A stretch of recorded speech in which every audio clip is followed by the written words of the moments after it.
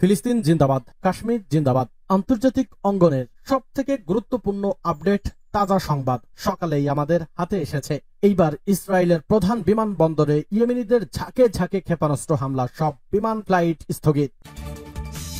এরপর জানাবো পরমাণু আলোচনা নিয়ে খামনির উপদেষ্টার কড়া বার্তা। পশ্চিমাদের ঘুম হারাম হয়ে গেছে, মার্কিন যুক্তরাষ্ট্র ভয়ে কাঁপছে।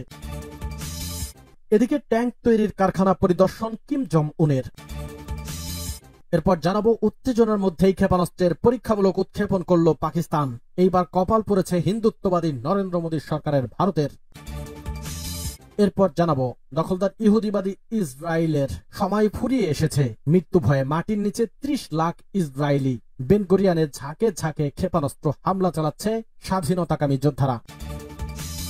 এবং সর্বশেষ জানিয়ে দেব ভারতকে $131 মিলিয়ন সামরিক সরঞ্জাম দেওয়ার অনুমোদন যুক্তরাষ্ট্রের। ভারতকে গিলে খাবে যুক্তরাষ্ট্র। এতক্ষণ শুনছিলেন সংবাদ শিরোনাম, এখন বিস্তারিত।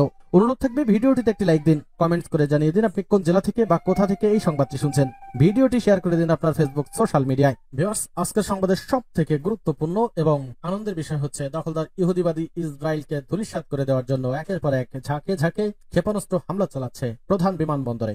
আর এই ভয়ে মাটির নিচে 30 লাখ ইসরায়েলি পালিয়েছে। ইনশাল্লাহ দখলদার ইহুদিবাদী ইসরায়েলের ইহুদিরা মাটির তলে এভাবেই একসাথে চাপা পড়বে আর পুরো ইসরায়েল মিশে যাবে মাটির নিচে। ফিলিস্তিন হবে স্বাধীন ইনশাল্লাহ। অচিরেই স্বাধীনতার আনন্দ উদযাপন করবে পুরো বিশ্বের মুসলিমরা। এতে আপনার মতামত কি, কমেন্টস করে লিখে জানান। ইসরায়েলের প্রধান বিমানবন্দরে ইয়েমেনিদের ঝাঁকে ঝাঁকে ক্ষেপণাস্ত্র হামলা, সব ফ্লাইট স্থগিত। ইসরায়েলের রাজধানী তেল আবিবের বেন গুরিয়ান আন্তর্জাতিক বিমানবন্দরের কাছে আঘাত এনেছে ইয়েমেনের হুতি বিদ্রোহীদের ছোড়া একটি ব্যালিস্টিক ক্ষেপণাস্ত্র। রোববার সকালে এই হামলার ঘটনা ঘটেছে বলে জানিয়েছে ইসরায়েলি কর্তৃপক্ষ। ইরান সমর্থিত গোষ্ঠীটির এই হামলায় তেল আবিবের সব ফ্লাইট স্থগিত করা হয়েছে। স্থানীয় সংবাদ মাধ্যম জানিয়েছে ইসরায়েলের প্রধান বিমানবন্দর হিসেবে পরিচিত বেন গুরিয়ান টার্মিনালের কাছে আঘাত হানা ক্ষেপণাস্ত্রটির বিস্ফোরণে 4 জন আহত হয়েছে। এছাড়া আরো 2 জন বাংকারে পালানোর সময় আঘাত পেয়েছে। ঘটনার সময়কার বেশ কিছু ভিডিও ফুটেজ সামাজিক যোগাযোগ মাধ্যমে ছড়িয়ে পড়েছে, যাতে দেখা যায় তেল আবিবের বিমানবন্দরের কাছাকাছি সড়কে অবস্থিত আতঙ্ক নিরাপদ স্থানে আশ্রয় নিচ্ছেন। এক পর্যায়ে একটি বস্তু আছড়ে পড়ার পর কালো ধোঁয়ার কুণ্ডলী আকাশে ছড়িয়ে পড়ে। তবে এসব ভিডিও ফুটেজের সত্যতা যাচাই করা সম্ভব হয়নি। হামলার পরপরই ইসরায়েলের বিভিন্ন শহরে সাইরেন বাজাতে শোনা যায় এবং বিমান চলাচল সাময়িকভাবে বন্ধ রাখা হয়। পরে আবার ফ্লাইট চলাচল শুরু হয়। ইসরায়েলের প্রতিরক্ষা মন্ত্রী ইসরায়েল কাটোজ এই হামলার তীব্র প্রতিক্রিয়া জানিয়ে বলেন যে আমাদের আঘাত করবে, আমরা তাকে 7 গুণ জবাব দেব। অন্যদিকে হুতি সামরিক বাহিনীর মুখপাত্র ইয়াহিয়া সারি এক টেলিভিশনে বিবৃতিতে বলেন, ইসরায়েলের বিমানবন্দর এখন আর নিরাপদ নয়। আমাদের হামলা চলবে যতক্ষণ না গাজায় আগ্রাসন বন্ধ হবে। ইসরায়েলি বিমান বাহিনী জানিয়েছে তারা ক্ষেপণাস্ত্রটি থামাতে ব্যর্থ হওয়ার কারণ তদন্ত করছে।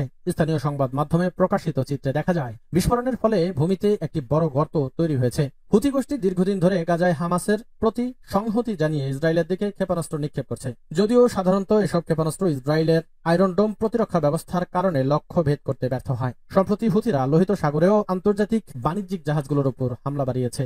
এর জবাবে যুক্তরাষ্ট্র ও যুক্তরাজ্য যৌথভাবে ইয়েমেনে হুতি নিয়ন্ত্রিত স্থানে বিমান হামলা চালিয়ে যাচ্ছে।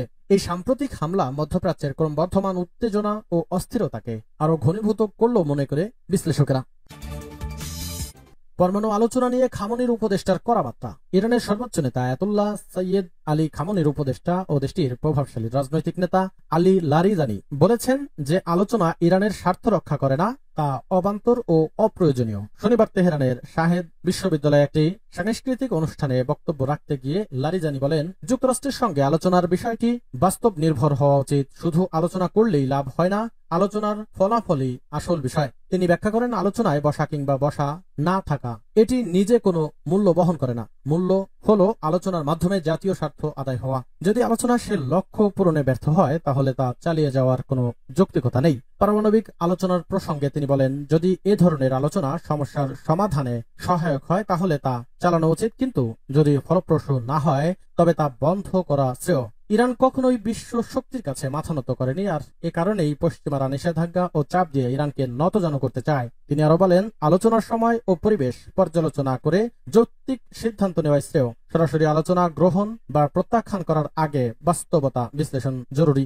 যুক্তরাষ্ট্র ও পশ্চিমা দেশগুলোর চাপ ও নিষেধাজ্ঞার কঠোর সমালোচনা করে লারিজানি বলেছেন, ইরান কখনোই বিশ্ব শক্তির কাছে মাথা নত করেনি, আর এ কারণেই পশ্চিমারা নিষেধাজ্ঞা ও চাপ দিয়ে ইরানকে নতজান করতে চায়। যুক্তরাষ্ট্র ও ইরানের মধ্যে চতুর্থ দফার পরোক্ষ আলোচনা 3 মে হওয়ার কথা থাকলেও তা স্থগিত করা হয়েছে।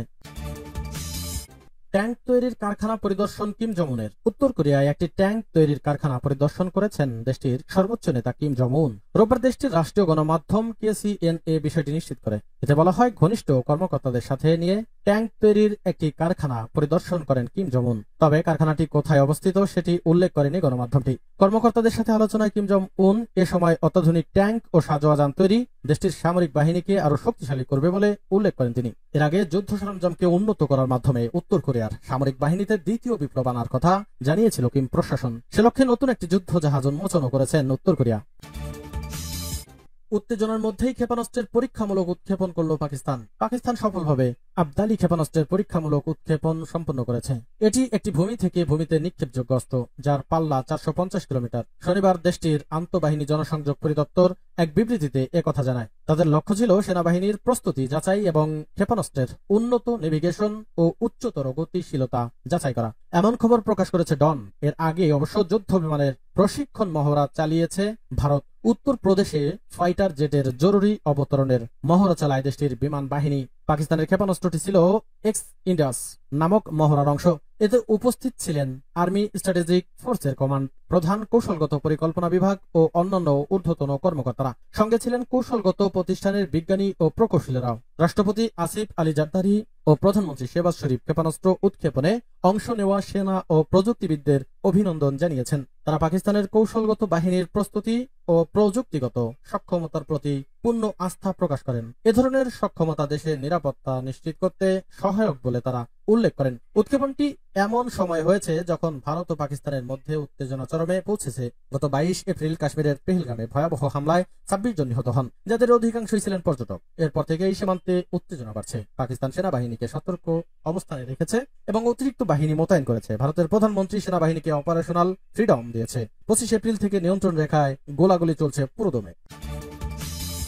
মৃত্যু ভয়ে মাটির নিচে 30 লাখ ইসরায়েলি। বেন গুরিয়ানে ঝাঁকে ঝাঁকে ক্ষেপণাস্ত্র হামলা চালাচ্ছে ইয়েমেনের মুসলিম স্বাধীনতাকামী বাহিনীরা। ইসরায়েলি আকাশ প্রতিরক্ষা বাহিনীর সব গর্ব এক নিমিষে চূর্ণ করে দিল ইয়েমেন। হুথি নিয়ন্ত্রিত ইয়েমেনের সশস্ত্র বাহিনী রোববার তাদের একাধিক প্রতিরোধ চেষ্টা ব্যর্থ করে দিয়ে হাইপারসনিক ব্যালিস্টিক ক্ষেপণাস্ত্র দিয়ে তেল আবিবের কাছে অবস্থিত বেন গুরিয়ন বিমানবন্দরে বিরচিত হামলা চালিয়েছে। টাইমস অব ইসরায়েলের প্রতিবেদন অনুযায়ী ইসরায়েলের 4 স্তরের বিমান প্রতিরক্ষা ব্যবস্থা ভেদ করে ক্ষেপণাস্ত্রটি দেশটির প্রধান বিমানবন্দরের কেন্দ্রে আঘাত হানে। এই হামলার পর ইসরায়েলি বেসামরিক বিমান চলাচল কর্তৃপক্ষ তাৎক্ষণিকভাবে বিমানবন্দরের সব ফ্লাইট স্থগিত করেছে। অভ্যন্তরীণ ও আন্তর্জাতিক ফ্লাইটগুলো বাতিল অথবা বিকল্প রুটে পাঠানো হয়েছে। ইসরায়েলি জরুরি সেবা সূত্রে সংবাদ মাধ্যম ইয়েদোত আহরনোত জানিয়েছে, ক্ষেপণাস্ত্রের আঘাতে সেখানে 25 মিটার গভীর গর্ত তৈরি হয়েছে এবং এতে অন্তত 7 জন আহত হয়েছে। এদিকে ইয়েমেনের সশস্ত্র বাহিনীর মুখপাত্র ব্রিগেডিয়ার জেনারেল ইয়াহিয়া সারি এক বিবৃতিতে বলেছেন, আমরা ইসরায়েলের বেন গুরিয়ান বিমানবন্দরে হাইপারসনিক ব্যালিস্টিক ক্ষেপণাস্ত্র দিয়ে আঘাত করেছি। ইসরায়েলি বিমান প্রতিরক্ষা বাহিনী ক্ষেপণাস্ত্রটি আটকাতে ব্যর্থ হয়েছে।